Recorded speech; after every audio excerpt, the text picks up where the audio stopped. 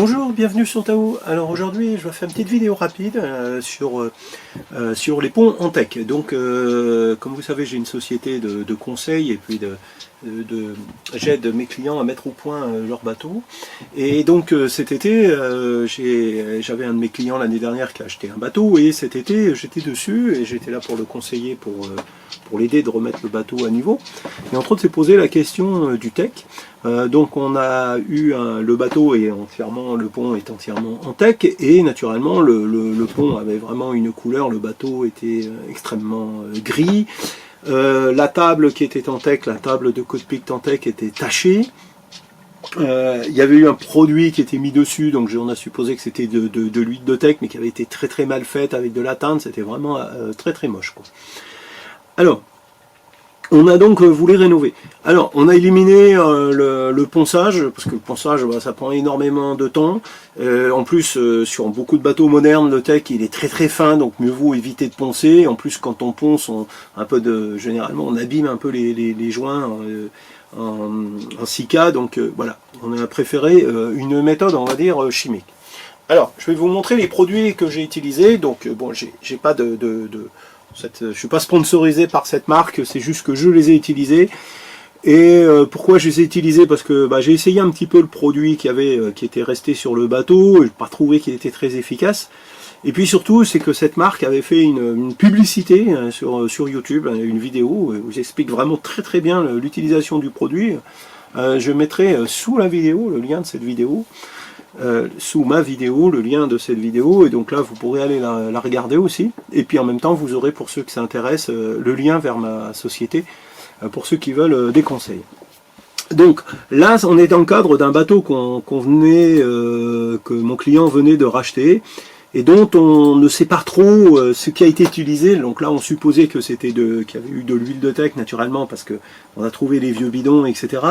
Et puis parce que c'est quand même un petit peu le plus classique. Alors la première chose qu'il faut faire dans ce cas-là, c'est de déshuiler, c'est-à-dire il faut enlever toute l'huile, tout le gras qui est sur le pont en tech.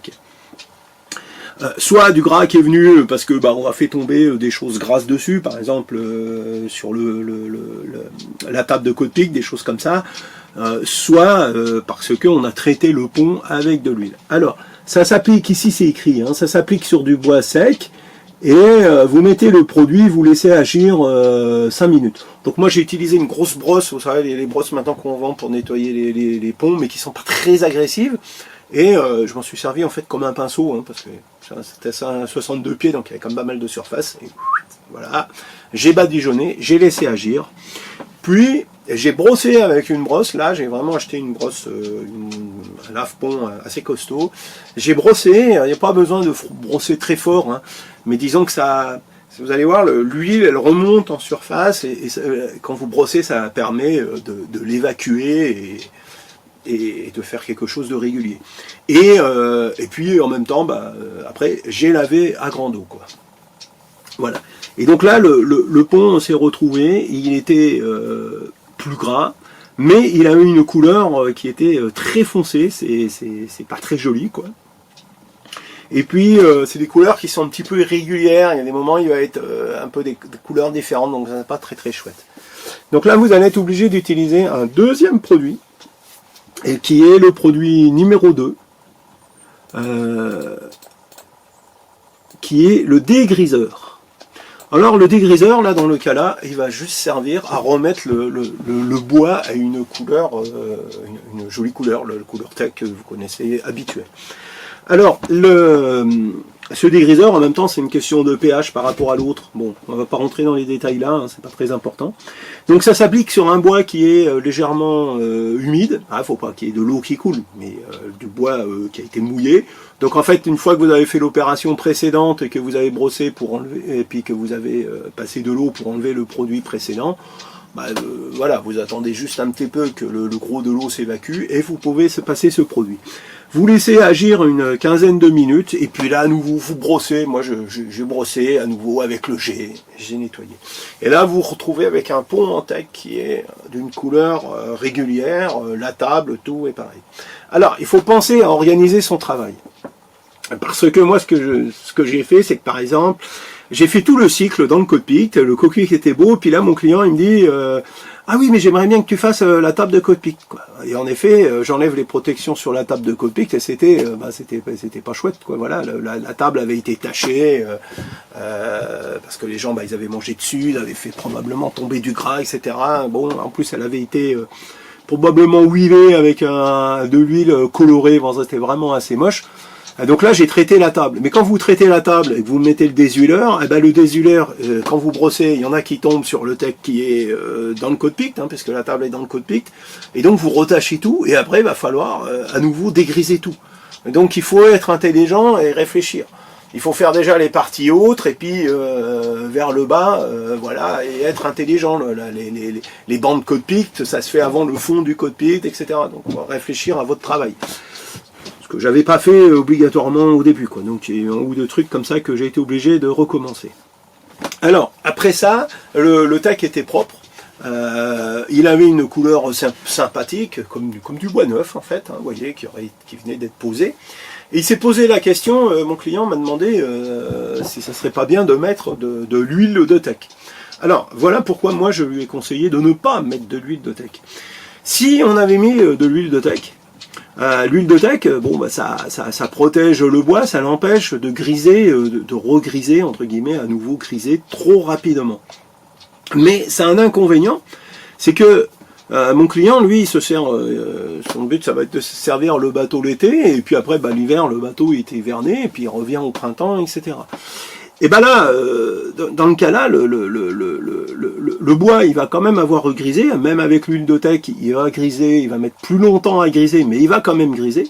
Et au printemps, quand vous allez à nouveau vouloir obtenir un pont en teck propre pour la saison, vous allez, puisque vous avez traité avec de l'huile de teck, à nouveau être obligé de déshuiler, puis de dégriser, puis si vous repassez de l'huile de teck, c'est-à-dire 3 opérations. Donc moi, je lui ai conseillé de ne pas passer de l'huile de teck. En effet, le pont s'est grisé un peu plus rapidement que s'il y avait de l'huile de teck, mais franchement pas très rapidement, parce que moi j'ai quitté le bateau début octobre et le pont était tout à fait encore correct, or je l'avais traité au mois d'avril, donc avril, mai, juin, juillet, août, septembre, voilà, il y avait eu 5 mois de saison, le pont était quand même resté très propre. On commençait à voir qu'il commençait à griser un petit peu à la fin, pourtant on était en Méditerranée, dans des conditions, voilà. Alors, c'est vrai qu'on a essayé de bien entretenir le pont en teck toute la saison, il était régulièrement humidifié, régulièrement lavé. Voilà, donc je lui ai conseillé de ne pas mettre de l'huile de teck, parce que comme ça, au printemps, bah, il n'aura pas à déshuiler, il aura juste à passer un produit dégriseur, donc c'est quand même plus économique, moins de temps de travail, plus écologique aussi, et il n'aura pas non plus à repasser à nouveau de l'huile de teck. Alors, le seul bémol là-dessus, c'est qu'il y a des endroits où vous allez quand même devoir redéshuiler, quoi. Par exemple, la table de cockpit, bah, comme on mangeait dessus et tout, bah, à un moment, on a toujours fait une tâche, etc., avec un corps gras. Et là, dans ce cas-là, c'est des endroits comme ça, il va falloir déshuiler. Je pense aussi le cockpit parce qu'on y marche avec des crèmes solaires, on marche pieds nus, or la transpiration, bah, c'est toujours un peu gras aussi quand même, etc. Les pieds, enfin bon. Donc voilà, les chaussures, mon client, pas quelqu'un qui enlève trop les chaussures quand il monte sur son bateau. Donc voilà, le passage en cockpit, je pense qu'il aura besoin peut-être de mettre un petit coup de déshuleur à cet endroit-là, mais enfin ça représente une très faible surface, c'est pas besoin de beaucoup de produits et de beaucoup de temps de travail. Le reste du pont, les passes avant, tout l'avant, etc., je pense qu'il n'aura pas besoin de repasser un déshuleur. C'est pour ça que moi, je lui ai conseillé de ne pas utiliser de l'huile de teck. Alors, je coupe la vidéo au montage parce que je m'aperçois que j'ai oublié de parler de quelque chose. C'est la solution vernis. Donc, c'est une question qui m'a été posée par mon client. Lui, il pensait que vernir, ça serait bien. Alors, voilà pourquoi je lui ai conseillé de ne pas vernir. Quand vous vernissez un pont en teck, en plus des problèmes de vernir sur du teck qui est un bois assez gras et tout, dont le vernis a énormément de difficultés à prendre dessus, il va falloir super bien nettoyer les cétones et tout, et ça va pas vraiment être évident. Votre pont en teck, une fois verni, va vous demander, ça va être la solution qui va vous demander le plus d'entretien. Le vernis, ça résiste assez mal aux UV. Donc il va s'abîmer, et pour rénover un vernis, une seule solution, c'est le ponçage. Donc il va falloir poncer régulièrement tout votre pont, égrainer, remettre des couches de vernis, faire des retouches là où il y a peut-être eu des chocs et que le vernis est parti. Alors vous me direz, certains diraient, «Ah bah, je vais mettre du vernis, style ce qu'on met sur les parquets», hein, vous savez, ce qu'on appelle un vitrificateur, hein. En fait, c'est un vernis, polyuréthane bicomposant. Mais là aussi, hein, même problème.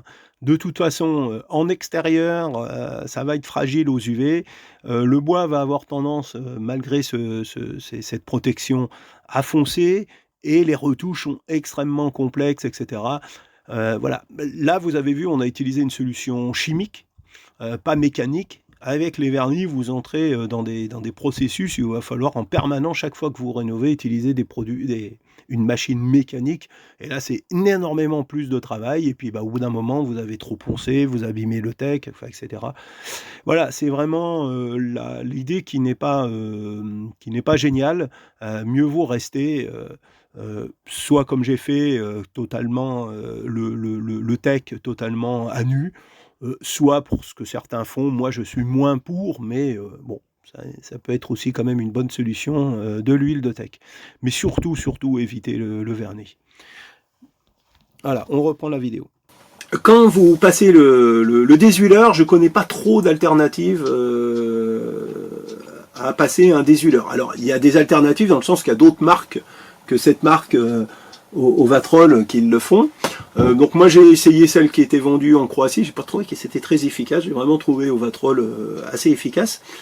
Là, j'ai pas trop de solutions alternatives. Par exemple, une fois que vous avez désuilé le pont, pour le dégriser, vous n'êtes pas obligé d'utiliser le produit dégriseur d'Ovatrol ou un autre. Vous pouvez acheter des produits qui vont peut-être vous coûter beaucoup moins cher, hein, faut calculer, mais de l'acide oxalique, du sel d'oseille, voilà. Là, vous pouvez obtenir le même résultat pour un coût inférieur. Voilà, ça va être la fin de cette vidéo. J'espère qu'elle vous a plu, j'espère qu'elle vous aidera à entretenir votre pont en tech et de prendre des bonnes solutions techniques. Et puis bah, je vous dis à bientôt sur Tao. Be safe, au revoir.